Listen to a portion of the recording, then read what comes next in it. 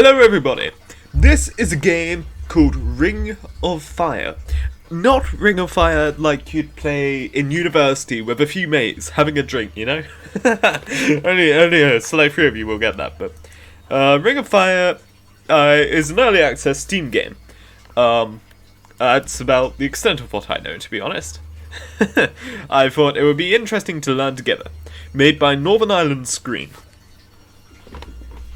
Fantastic. Let's get started. I haven't really read anything. This game requires real deductive work. It is meant to be played with pen and paper to assist you, as not all clues are reported or obvious. Right. I'm gonna get a pen and paper.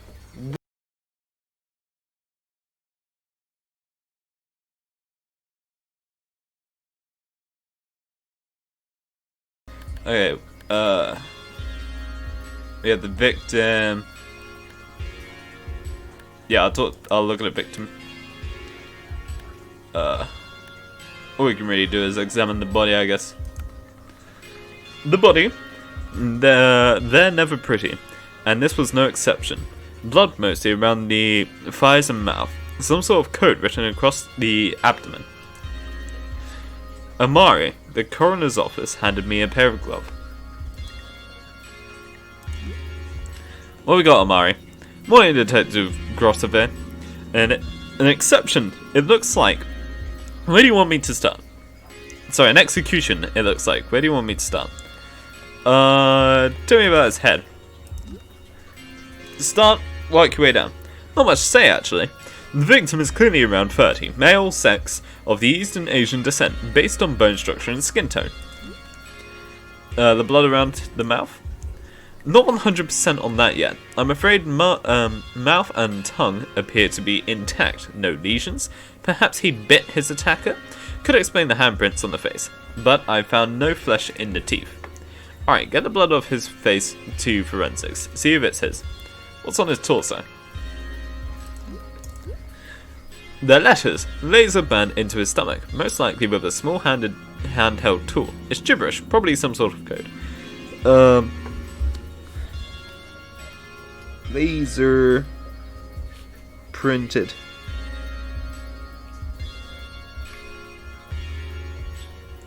Laser printed torso. I'm also gonna remember that code. ATOH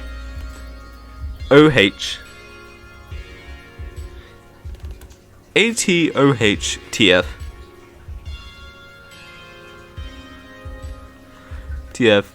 KFN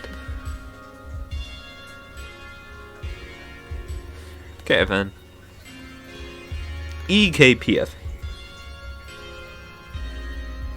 PF. Fantastic. Right. That's it. Don't know. Could be us, or the killer could be aiming this at a fourth party. Perhaps someone close to the victim. Anyway, what's going on with the crotch? Lots of blood. I know I examined the area myself, and the penis has been removed, I'm afraid. Fuck's sake. What's worse is we haven't actually found it. Could have been taken, perhaps as a trophy. The cut's clean, and seems to have been the fatal wound. There aren't any other major injuries, as it clearly bled a lot. I suspect blood loss was the cause of death, and that the wound was washed once or twice to prevent clotting before it was over. Okay, so yeah, you were trying to make him bleed to death. Well, Nashir will be pleased at least. He a sicko? Probably not. Just over the moon about what it means for his career, most likely. The limb, sign of a struggle. Yes, we need to know about struggle. Sign of struggle. Look at trim marks on the wrists and ankles, as well as the mid-thigh, but no other signs of struggle. The victim was either drugged or voluntarily got tied up. Toxicology should come through within the hour. Okay. Of course, you should check this out too. The ring finger. You see the bruising here? The skin tear over the knuckle. The wedding ring was forced onto his finger whilst it was swollen from the cords, and based on the lack of bleeding from the tear after he was already dead a while. Maybe they could have wanted to hide the fact the victim wasn't wearing it, or the ring must have symbolic significance. Yeah. Let's just go through our possibilities here. Could be anything. Could be a...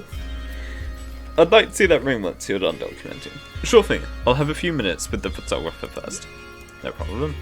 Anyway, I think about that covers everything. It does, in a bit.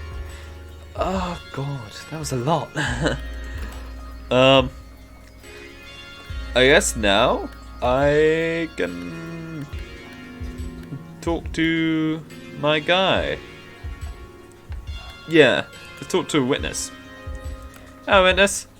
Nashir joined me as I approached the witness. Through his eyelets I could see that the thin man before me had evidently been crying, but now wore an oceanic stare. Sir, I'm going to ask you about what happened now. I'll start with your name.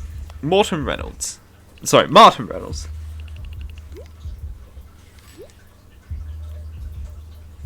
Martin Reynolds. Like Ryan. It's Martin Reynolds. Man, So Martin, start talking. First, do you know whose apartment this is? His name is Zen Lowe. That him over there? That's him on the floor. And what are you doing at Zen's place? Nothing, man. I mean, nothing wrong. I came here for Zen. He was a buddy. We were gonna get a drink. Tell me about your relationship. Mr. Reynolds, please tell us exactly what happened from the beginning. Ooh.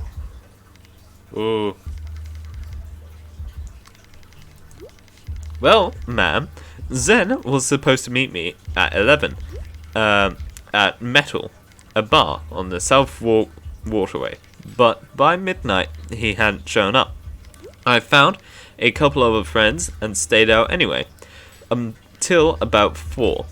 Instead of going home, I thought I'd... Oh my god, it's so fast! I thought I'd come here and check on Zen. I waited about 20 minutes for someone to open the door. I came up here, knocked, but couldn't hear anything. I just had a really bad feeling, you know? So I went to the garden balconies on the floor. Zen hides a key there. Here. This one. I let myself in. What time was this? Just before 5, I think. What next? Okay, so going through this conversation, can I scroll up? Well, I came in, saw the blood, freaked, man, just freaked. I knew straight away he was dead, but I checked for a pulse. I was sick in the sink. I sat down on the sofa because I couldn't breathe right. Then I remembered to call someone, so I phoned the police. They told me I couldn't touch anything, so I didn't move at all. Was just rooted until they got him. Okay, any idea who would want to harm Mr. Lowe? No, he was a good guy. You know more than you're letting on. Like, what happened to him? Spill. I don't know, he wasn't killed at random. Somebody was making a statement, I think. Give me something. Do better. My fucking friend just died. She just wants to find out why. Humor her. Well, it just seems choreographed. The body, the cutting, the towels on the floor, the lights, everything. People are killed, like, people they know, right? Who then? I don't really know his wife, so maybe her. What's her name? I think it's Ellie, or somebody from work. You don't know his wife. You don't know his co-workers. How exactly did you know we're friends? Met years ago. Knew each other at school. Met again at a bar last year. Fell back into it. And you never met Zen's wife? Come on, Martin. Zen kept that shit separate, alright? Alright, we're gonna have him arrested. Fuck this. Nashir, tell the bobbies to take Martin into the station. Maybe he's going to give us some clarity there. It's safer to have him arrested, so we can find out the information. We can maybe search his house, do whatever. First stop, Ellie. Did she show up in the database? Let's see about that. Philosopher.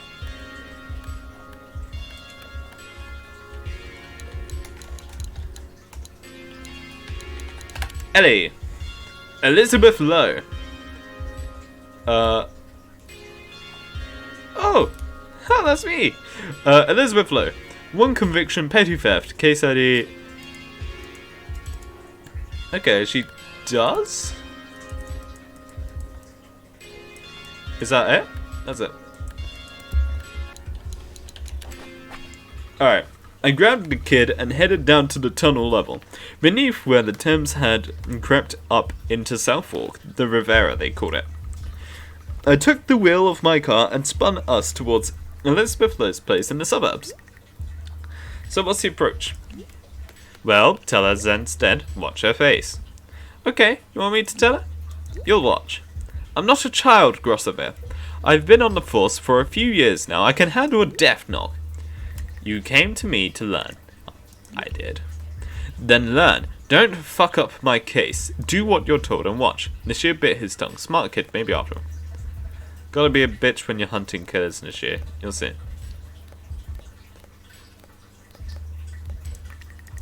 Yeah, you'll see. You'll see. You can't treat these people with respect. These killers, these cold-blooded murderers, these people that take another's life. How could you do such a thing? Alright, Zen Lowe kept his wife at arm's length. Their home wasn't even that far away. Would have been a manageable commute, but Zen had their apartment anyway. Why wouldn't you be living with your wife, though? Then again, it's not abnormal these days. Couples married but living apart. We pulled outside the house, these floors to themselves. No high-rises around, replacement glass roof, and an original brick construction. It stank of wealth, the kind that endured the heat wave in the back pockets of old white money families. Nashir said something stupid about how nice it was. I knocked on the door. The door opened to reveal a diminutive woman in a loose puffy blue top and a diamond-cut skirt. Her mask covered her head, purple with a mesh in front, like a beekeeper's, but too thick to make out facial features. Ellie, hello? Elizabeth Lowe? Who's asking? Detective Grossevier Nashir, Metropolitan Police. Nashir showed his badge eagerly. Would like to speak with Elizabeth and Zen Lowe. About Zen Lowe. That's me, what happened? We need to come in. She didn't put up much of a fight, the rich rarely do. The rich rarely do. They think the law favours them. I don't. We got her sat down. Didn't waste time. Miss Lowe, you need to take that headpiece off. You can't legally ask me to do that. She's very Grossever. Listen to me very closely. It's strongly in your interest that you remove that fucking mask. If you care for Zen at all, you want to hear what I have to say. Yeah, let's not be aggressive. If you care for Zen at all and want to hear what I have to say, help me clear this up, and we can avoid a visit to the station. Sure enough, it came off. Good. Results. We can see that face. Elizabeth. Zen's body was found at 6:15. Zen has been murdered. Somebody cut Zen's cock off and bled him until he was dead. Do I? Yes, I do. Somebody cut Zen's cock off and bled him until he was dead. What? I let the question hang. Her eyes moved past us to the wall behind her. Nashir followed her gaze, but I'd seen this before. The dissociative stare of intense shock. As real as I'd ever seen. Either she deserved an award or she had no idea. Good. Shock. Nothing lost to this world for the time being. Ellie? Did you kill him? Her eyes returned to me.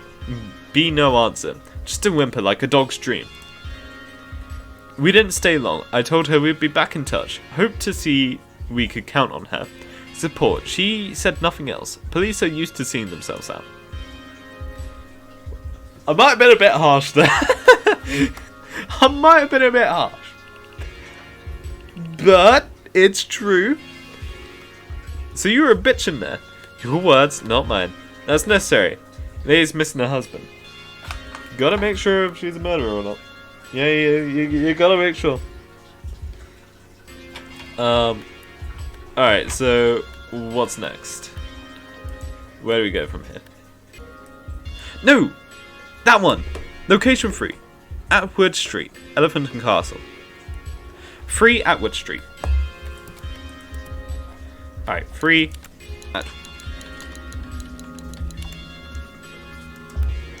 Atwood Street. Oh, Atwood.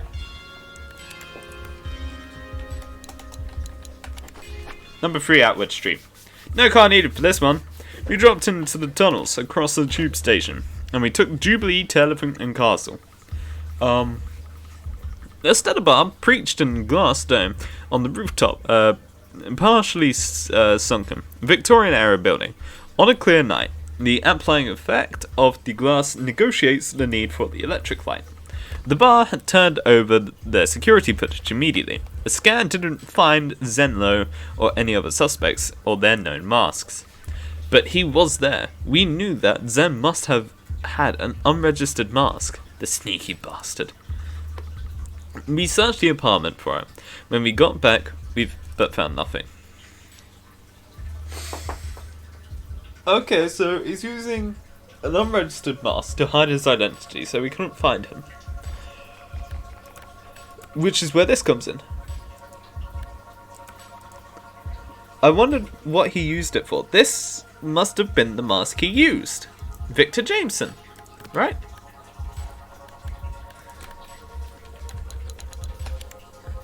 Victor Jameson. So I assume that's the mask he's using. Zen wrong though.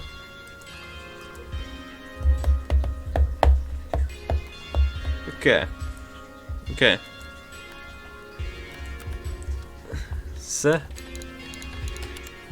Zen wrong though. Let's have a look. East Timor. E-Time Restorer. Youth work at Open Futures Limited. Open Futures Limited. Let's have a look there. 2 Wren Road. 2 Wren Road. 2 Wren Road. Alright, down in the tunnels, I declined Nicholas' request to drive, as we took the southboard towards Camberwell. 2 Wren Road was a plain office building with tinted glass and no foliage, little hints of civilization before the heat wave. Once inside, the Open Furnitures Limited, it didn't take long before we were sat in front of the business owner, a young, athletic guy, much closer to Nishia's age than mine. Hi, I'm Harry Ronan, director here. How can I help you? I'm Grosovir. This is Nishia. Tell me, how many employees do you have, Harry? There's only 7 of us, hence the miniature office. So you know your employees fairly well? I do. What about Zen, though? Well, he's not an employee. As we understand it. Sorry, I mean say he's a partner. We started the place together. Has something happened? Is this why he's not here today? We just need you to answer our questions, sir, and then we'll be able to tell you why we're asking them. Okay, shoot, if it's important. Miss Ronan, can you think of anyone that might want to harm? How's your business and professional relationship? Yeah. I want to shock him. I want to shock him with the news, because when you shock people, that's when you get their reaction. How is your business and personal relationship with Miss Lowe? Fine, nothing out of the ordinary. Tell me about how you met. College, long time ago now. We're not best friends, but we work together more than well enough. No arguments? No. The business, how's that going? It's going well. We have an ongoing contract with a few local school boards, so the work is stable. Just a minute, sir. You went to college with Mr. Zen, so you'll know Martin Reynolds. Martin Reynolds? Nope, sorry, never heard that name. Okay. Tell us about the nature of Zen's work here. Zen's work here? Where to begin? With how about what your company actually does. Okay, sure, we're a training company, really. We go out to schools and colleges, young offenders centres. We help young people to see a future part for themselves, which I suppose is also part of the motivational speaking. We teach them how to seek opportunities for themselves. Mr. Lee specifically. Zen's specialty is with disenfranchised boys. His sessions help them to become excited about pathways traditionally seen as feminine or weak. Nurses, hairdressers, carers, that sort of thing. A lot of these boys don't have any interest in a sales job or trade. Okay, sounds like a great guy, Mr. Ronan. He is. Mr. Ronan, can you think of anyone who might want to harm Zen? Harm him? No, categorically not. Zen's got no enemies, I know of. Anything is past, perhaps? No secret kids or anything, if that's what you're asking. So, can you tell me why the visit now? We're currently investigating Mr. Zen's death, Mr. Ronan. Something very bad has happened to Mr. Lowe. He was killed in the night. Mr. Lowe has been murdered, and we think it has something to do with you.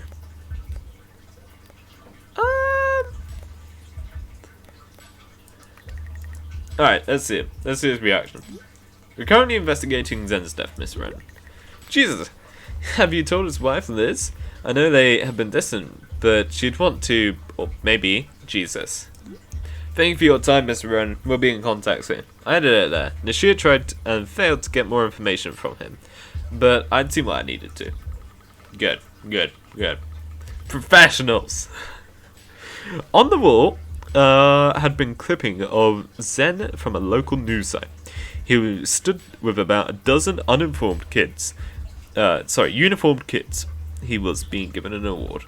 One of those kids I recognized from the pictures on the tablet in Zen's apartment. If Zen had no kids, why did those holiday shots exist? Things were not getting any clearer. He was a pedophile. Thank you for playing the Ring of Fire prototype. You have exhausted the core content available at the moment. The game will now quit. Ah, yes. I want to see more of this game. Developer, if you're listening, please give me more. Hang on. Let me see if I can switch to an intermission. Yes, there we go. Developer, please give me more. This is a fantastic game. I love this game. The art style, brilliant. The story, captivating. I want to solve this mystery. I want to figure this out. I had so much written down. I was so intrigued. I was so invested. Come on, developer. Make it happen. I've dropped my microphone. Anyway, for the rest of you, if you want to check out this game for yourself, I'm leaving the link in the description. Thank you everybody so much for watching. If you want to see more of my videos, check back next Monday for another video. I'm not quite sure what it's going to be yet, but we see as we see. And I'll see you next time. Goodbye.